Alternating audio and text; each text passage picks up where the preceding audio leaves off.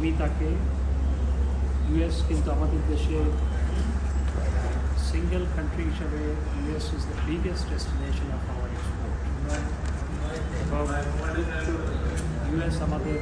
দেশে single country হিসাবে highest foreign investor আমাদের দেশে বিগেস্ট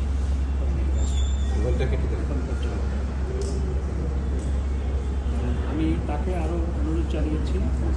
যে আমরা বাংলাদেশে 40টি আইটি ভিলেজ করার পরিকল্পনা করেছি,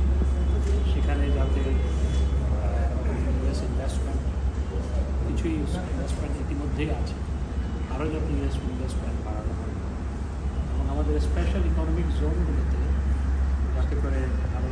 বেশি করে ইউএস ইনভেস্টমেন্ট আসে সেই নিয়ে কাজ করা এবং তাকে অনুরোধ জানিয়েছি। এবং তিনি যেটি বলেছেন যে